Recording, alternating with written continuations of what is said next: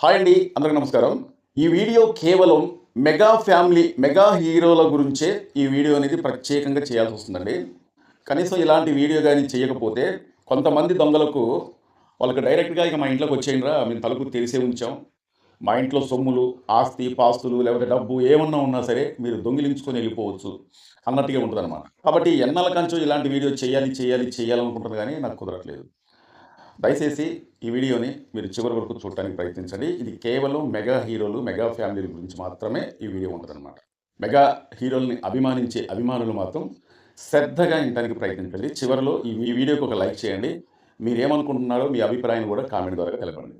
So, ఇక్కడ నాకు అర్థం కాని విషయం ఏంటంటే, దాదాపు 4 దశాబ్దాల పైగా సినిమా ఇండస్ట్రీని ఏలుతున్న ఒక గొప్ప నటుడు మెగాస్టార్ లాంటి కుటుంబం వాళ్ళు ఎవరిని కూడా ఏమనకపోయినా పల్లెత్తు మాట, ఒక్క మాట అంటే ఒక్క మాట ఎవరిని అనకపోయినా ఎవడు పడితే వాడు సోషల్ మీడియాలోకి వచ్చి ఇష్టం వచ్చినట్టుగా వాళ్ళు మాట్లాడి వీళ్ళని కించపరిచి దూషించి విషప్రచారం చేసి అలాగని ఇలాగని కనీసం ఇంట్లో ఉన్న ఆడపిల్లల్ని సైతం ఆడపిల్లల అనేది కూడా చూడకుండా ఇష్టం వచ్చినట్టుగా మాట్లాడుతూ ఉంటే అసలు ఎందుకో గానీ నాకు ఒక్కొక్కసారి అనిపిస్తా ఉంటది. అరే! మన కుటుంబంలో ఎవరినన్నా అంటా ఉంటే అంటే మన తమ్ముడినే గావచ్చు, లేకపోతే నా కొడుకునే గావచ్చు, కూతురినే గావచ్చు, లేకపోతే సంథింగ్ ఎవరైనా సరే వాళ్ళని ఎవడన్నా మాట్లాడుతా ఉంటే మనకి ఎంత బాధ కలుగుతా ఉంటదంటే అసలు అది మాటల్లో చెప్పలేమనమాట. చాలా నిజంగా ఓపిక అనేది ఉండాలండి.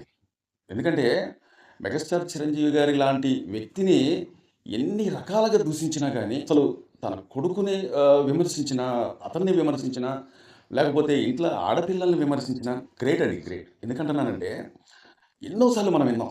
సరే అంత దూరం అనేది నేను ఇప్పుడు పోవట్లేదు గానీ, కనీసం వాళ్ళు ఈ కుటుంబం నుంచి ఏదైనా సినిమాలు వచ్చినా సరే, కనీసంలో కనీసం ఈళ్ళ కుటుంబం నుంచి ఏ సినిమా వచ్చినా సరే, అదొక ఎంత పెద్ద బ్లాక్ బస్టర్ హిట్ అయ్యే సినిమా అయినా సరే, సోషల్ మీడియాలోకొచ్చేసేసి ఇష్టారాజ్యంగా, ఇష్టం వచ్చినట్టుగా మాట్లాడుతా ఉంటే అసలు ఈళ్ళ టార్గెట్ ఏంటో అనేది నాకు అర్థం కావట్లేదు. ఇటు 'పవన్ కళ్యాణ్' గారు గావచ్చు, 'రామ్ చరణ్' గారు గావచ్చు, మెగాస్టార్ 'చిరంజీవి' గారే గావచ్చు. విమర్శించే వాళ్ళకి విమర్శించొచ్చు. ఒకవేళ నేను ఇప్పుడు వెనకట్లో ఇంతకుముందు జరిగిపోయిన, దూషించిన ఘోరమైన మాటల గురించి ఇప్పుడు నేను మాట్లాడను గానీ, కనీసంలో కనీసం ఇలా సినిమా రిలీజ్ అయినా సరే, ఎన్నో సార్లు మనం చూసాం 'చిరంజీవి' గారిని ఇష్టం వచ్చినట్టుగా దూషించి, ఇక 'రావణ్' గాడైతే ఇక వాడు ఎట్లా మాట్లాడతారో ఇక వాడికి అసలు ముడ్డి మొహం తెలియదు. నోటుకొచ్చిన మాట వదిలేయటమే. అంటే యువతలోళ్ళకి వదలటం, వాడి మాటలు తిప్పికొట్టడం చేతకాక కాదు. మనకేంటంటే అరే! అవతల వాడిని ఏమన్నా విమర్శిస్తే, అవతల వాడిని ఏమన్నా దూషిస్తే, అవతల వాడిని ఏమన్నా అసభ్యకరమైన మాటలు మాట్లాడితే, మనమే ఒకవేళ ఆ స్థానంలో ఉంటే మనకెంత బాధ కలిగిద్ది. వాడిని ఎందుకు విమర్శించాలని చెప్పి మనం అనుకుంటా ఉంటాం. కానీ నాకేందో అర్థం కాదు గానీ, ఇప్పటి నుంచి కాదు కొన్ని సంవత్సరాల కాలం నుంచి మనం ఒకసారి మాట్లాడుకునేటట్లయితే 'కత్తి మహేష్' కూడా ఎంత దారుణంగా మాట్లాడేవాడో మనం చూసాం. 'పవన్ కళ్యాణ్' గారు గావచ్చు, 'చిరంజీవి' గారు గావచ్చు, ఆ కుటుంబంలో ఎవరినైనా సరే ఇష్టం వచ్చినట్టుగా మాట్లాడి, ఆ నోటి దూల, నోటి దురద ఇప్పుడు మనకి ఇక్కడ నసిం పెడుతుందనుకోండి. ఆ నసిం అనేది ఎలా పోయిద్ది? దురద పెడతా ఉంటే. ఆ దురద పెడతా ఉంటే, ఈ గోరుతోని గోక్కుంటేనే ఆ దురద పోయిద్ది. లేకపోతే మనకు అందని ప్లేస్ ఎక్కడో ఉంటది. అక్కడ విపరీతంగా నసిం పెడతా ఉంటది. ఎవరన్నా వస్తున్నారా లేదా అని చెప్పి చూసి ఏదన్నా గోడ అంటే మనకి ఏదైనా దురద ఇక తగ్గిద్ది అనుకునే టైంలో అనుకునేది ఏమైనా ఉన్నట్లయితే పక్కన దానికేసి ఇలా రుద్దుకుంటాం. ఎట్లయినా సరే ఆ దురదననేది ఆపాలి. ఆ దురదననేది తగ్గించుకోవాలి. మన నోటి దూల కొంతమందికి నోటి దూల అనేది ఉంటది. ఎవరినో ఒకరిని ఏదో ఒకటి అనాలి. ఏదో ఒకటి విమర్శించాలి. అది చిరంజీవా? లేదా పవన్ కళ్యాణా? రామ్ చరణా? ఇలా అంటూ ఏమీ లేదు. ఏందంటే ఈళ్ళకి ఇంకోటోటుంది. మెరిట్ ఉండాలి. ఈళ్ళకేంటంటే ఏదో అల్లాటప్ప వాళ్ళని విమర్శిస్తే, అల్లాటప్ప సినిమాలను ఏమన్నా వచ్చినట్లయితే సినిమా బాగలేదని చెప్పి ఈళ్ళకి తృప్తి ఉండదు. ఎందుకంటే ఎవరు చూడరు. చూడాలంటే మెగా ఫ్యామిలీలో ఉన్న హీరోలని విమర్శించాలి. ఏ రకంగా అయినా సరే ఫ్యామిలీలో ఉన్న హీరోలను విమర్శిస్తే తప్ప వీళ్ళకి వ్యూస్ అనేది ఎక్కువ రావాలంటే అలాంటి వాళ్ళను విమర్శించి, అలాంటి వాళ్ళను టార్గెట్ చేస్తే తప్ప వీళ్ళు 10 మంది వీళ్ళని చూడరు. చూడాలంటే ఇలా టార్గెట్ ఏంటి? ఇలాంటి వాళ్ళను విమర్శించి ఉన్నది లేనట్టు, లేనిది ఉన్నట్టు ఇష్టం వచ్చినట్టుగా మాట్లాడితే తప్ప 10 మంది మనల్ని చూడాలి. 10 మంది తిట్టినా సరే, తిట్టేవాళ్ళు ఒకవేళ 10% ఉన్నా, మెచ్చుకునే వాళ్ళు 9%, 8% ఉన్నా చాలని ఒక టార్గెట్ అన్నమాట. అదే కాకుండా ఈ మధ్యకాలంలో ఇక మెగాస్టార్ చిరంజీవి గారంటేనే చాలా ఓపికమంతుడు. ఆయనేంటంటే ఒకరిని నాకు తెలిసినంత వరకు ఇంతవరకు కూడా ఒకళ్ళని ఇది నువ్వు ఇలా ఉంటావు, ఇలా ఇది పద్ధతి, నువ్వంటే ఇది అని ఎప్పుడు కూడా అసభ్యకరంగా ఎవరిని కూడా దూషించినట్టు ఇంతవరకు లేదనమాట. దాదాపు 48 సంవత్సరాలు అవుతుందండి ఈ సినిమా ఇండస్ట్రీకి వచ్చి. ఒక్కరిని ఎప్పుడైనా సరే విమర్శించినట్టుగా ఏనాడైనా ఉన్నదా అంటే నాకైతే మాత్రం ఆలోచించుకున్నా గానీ ఎక్కడ కనిపించట్లేదనమాట. చిరంజీవి గారికి ఓపిక అనేది నశించి ఈ మధ్యకాలంలో కోర్టుకెళ్ళిండు. అతని రూపంలో కొన్ని సోషల్ మీడియాలో కొన్ని పోస్టులు అనేది అతని కంటపడిన తర్వాత నిజంగా అతనికి ఎంత బాధ అనిపించిందంటే, ఆ బాధకు అతని ఓపిక అనేది నశించి ఎవరిని ఏమనలేక, ఎందుకంటే అందామంటే అతనికి మాటలు రావు. అసభ్యకరంగా మాట్లాడదామంటే ఒక పెద్దరికం అనేది అడ్డొస్తా ఉంటది. ఒక నలుగురిలో ఒక పేరు ప్రతిష్టలు ఉన్న వ్యక్తి ఒకరిని విమర్శించడం ఎందుకు?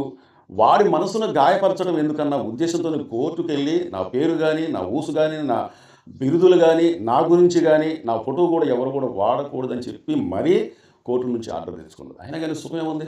విమర్శకులు విమర్శించే వాళ్ళు విమర్శించవచ్చు. విమర్శలు అనేది ఎలా ఉండాలంటే, నన్నెవడన్నా ఒకవేళ ఒక విమర్శించిందంటే అది నేను తీసుకునేటట్టు ఉండాలి. ఎందుకంటున్నానంటే నాకు నచ్చాలి ఆ విమర్శ అనేది. నువ్వు లేనిపోని మాటలు మాట్లాడి, ఎందుకంటే ఈ మధ్యకాలంలో రావణ్ క్రైస్తవ మీటింగ్ ఏదో సభ పెట్టుకుంటే అక్కడికి వెళ్ళి ఏం మాట్లాడుతున్నా ఆయన, క్రైస్తవ సభ అంటే కేవలం యేసు ప్రభు గురించి మాట్లాడాలి. ఇక్కడ నేను దేవుళ్ళ గురించి అనేది తీయట్లేదు కానీ ఉదాహరణ చెప్తాను. అక్కడ జరిగిన విషయం చెప్పాలి కాబట్టి చెప్తాను. ఒక్క ముక్క అంటే ఒక్క ముక్క ఏమన్నా క్రైస్తవ గురించి మన దేవుడి గురించి చెప్పిందా? చెప్పకుండా అక్కడ పవన్ కళ్యాణ్ గారి ప్రస్తావన అనేది ఎందుకు వచ్చింది? పవన్ కళ్యాణ్ గారికి అక్కడ క్రైస్తవ సభకి ఏమన్నా సంబంధం ఏమైనా ఉందా? ఉదాహరణకి ఎందుకంటున్నానంటే పవన్ కళ్యాణ్ గారి గురించి నువ్వు ఇష్టం వచ్చినట్టుగా మాట్లాడే సంగతి ప్రతి ఒక్కరికి తెలుసు. ప్రతి ఒక్కరికి అంటే నీ ఛానల్లో కనీసం నీ ఛానల్ మొత్తం ఎతికినా కానీ పవన్ కళ్యాణ్ గారి గురించి, చిరంజీవి గారి గురించి, రామ్ చరణ్ గారి గురించి ఇట్లా మాట్లాడటమే నీ పని. ఈ వీడియోలు మాత్రమే ఎక్కువ ఉంటాయి. అంటే నీ టార్గెట్ ఏంటి? ఇక్కడ మెగా కుటుంబాన్ని కించపరచాలి, మెగా కుటుంబం పైన దుష్ప్రచారం చేయాలి, మెగా కుటుంబం పైన విష ప్రచారం చేయాలన్నదే నీ టార్గెట్గా కనిపిస్తుంది అన్నమాట. సరే, నువ్వు ఇన్ని విమర్శలు చేసినావు, ఇన్ని ఇబ్బందికరమైన మాటలు అన్నావు, ఎన్నో నీచ తూచమైన మాటలు అన్నావు. అంతేకాకుండా పవన్ కళ్యాణ్ నోట్లో ఏంటండి ఆ మాటలు? కోపాలు రావా? ఇబ్బంది కలగదా? మనసుకు ఎంత ఇబ్బంది కలిగే మాటలు అనేది మాట్లాడుతున్నారంటే నాకు అందుకనే సోషల్ మీడియాలో నేను ఎప్పటి నుంచో ఇవన్నీ గమనిస్తున్నాను. అరే ఎందుకు ఈ విధంగా మాట్లాడుతూ ఉంటారు? మాట్లాడినంత మాత్రం కేవలం నీ వ్యూస్, అరే నీ వ్యూస్ కోసం నీ ఛానల్లో కాస్తంత ఇంప్రూవ్మెంట్ అవ్వటానికి కోసం నువ్వు ఇంతగానో ఒక మనిషిని దూషించాలా? వాళ్ళని బాధ పెట్టాలా? వాళ్ళని గాయపరచాలా? అంటే మనసుకు గాయపరచాలా? వాళ్ళ కుటుంబంలో ఉన్న చంటి పిల్లలు, ఆడపిల్లలు ఏం చేశారంటే నాకు తెలియకడుతున్నా. ఒకవేళ పవన్ కళ్యాణ్ గారి గురించి నువ్వు మాట్లాడాలంటే మాట్లాడు, తిట్టాలంటే విమర్శించాలంటే విమర్శించు. అది ఎలా ఉండాలంటే రాజకీయ పరంగా, నువ్వు రాజకీయ వ్యక్తి కాకపోయినా కానీ సోషల్ మీడియాలో నువ్వు ఉన్నావు కాబట్టి అతనేమైనా ఒకవేళ ఇచ్చిన హామీలు మీ ప్రభుత్వం అంటే మీ కూటమి ప్రభుత్వం ఇచ్చిన హామీలు అనేది నెరవేర్చలేదు కాబట్టి నేను ఈ విధంగా విమర్శిస్తున్నా. ఇది చెయ్యి, ఇది నువ్వు చేస్తానన్నావు, ఎప్పుడు చేస్తావు? పలాని నువ్వు మేనిఫెస్టోలో పెట్టావు, లేకపోతే మేనిఫెస్టోలో పెట్టినా కానీ మీరు అమలుపరిచారు, పలానా కాడ నడవట్లేదని చెప్పి మాట్లాడు. ఆ విధంగా విమర్శించాలి కానీ అసలు నువ్వు కొంతమంది విమర్శిస్తామంటే బోడగుండుకు మోకాలకు ముడిపెట్టినట్టుగా అసలు సంబంధం లేని విషయాలకి ఇంట్లో ఫ్యామిలీని లాగటం అనేది నాకు చాలా బాధ కలుగుతుంది అనమాట. చంటి పిల్లలు, ఆడపిల్లలు, నీ ఇంట్లో ఉన్న పిల్లలు నీకెంత ముద్దో అతని ఇంట్లో ఉన్న పిల్లలు కన్న కూతురులైనా కన్న కొడుకులైనా వాళ్ళకి కూడా అంతే ముద్దు కదా. ఒకసారి మనం అర్థం చేసుకుందాం. ఇక్కడ నేను ఎవరిని కూడా ఏమి అంటే ఇబ్బందికరమైన మాటలు అనేది ఒకవేళ నేను మాట్లాడినట్టయితే నన్ను క్షమించండి. కానీ నాకు ఏంటంటే కేవలం మెగా ఫ్యామిలీల మీద వాళ్ళ సినిమాలపైన దుష్ప్రచారం చేస్తారు. వాళ్ళ సినిమాలు ఏమన్నా రిలీజ్ అయినాయి అంటే ముందాల అసలు మీరు సినిమా చూశారో లేదో ఏం అనవసరం. చూడకముందే ఆ సినిమా అక్కడ నడుస్తూనే ఉంటుంది, ఇక్కడ వచ్చి వీడియోలు వస్తూనే ఉంటాయి. ఆ సినిమా బాగలేదు, ఆ సినిమా చెత్త, లేకపోతే ఆ సినిమాలో రామ్ చరణ్ సరిగ్గా యాక్టింగ్ చేయలేదు, పవన్ కళ్యాణ్ ఆ సినిమాకి సెట్ అవ్వలేదు, సినిమా ల్యాగ్ అయింది, చిరంజీవి గారి సినిమాలు ఏదో ఊహించుకుంటే సినిమాకి వెళ్ళిన తర్వాత నిజంగా తలనొప్పి వచ్చేస్తుంది, సినిమా అది ఇది అని చెప్పేసి ఇష్టం వచ్చినట్టుగా ఆ సినిమాలపైన ఏడవటమే, రాజకీయాలపైన ఏడవటమే, పవన్ కళ్యాణ్ గారి పైన, రామ్ చరణ్ గారి పైన, అలాగే చిరంజీవి గారి పైన చాలా మంది మా వీడియో చూస్తున్నారు కానీ సబ్స్క్రైబ్ చేసుకోకుండా చూస్తున్నారంటే దయచేసి మీరు మమ్మల్ని సబ్స్క్రైబ్ చేసుకుంటే మమ్మల్ని ఎంకరేజ్ చేయండి. ఈ వీడియోపై ఒక లైక్ చేయండి, మీ అమూల్యమైన కామెంట్ తెలుపుతారని చెప్పి కోరుకుంటూ మా వీడియో నచ్చితే సబ్స్క్రైబ్ చేసుకోండి. మరో మంచి వీడియోతో మళ్ళీ మేము ముందుకు వస్తాం. Thank you.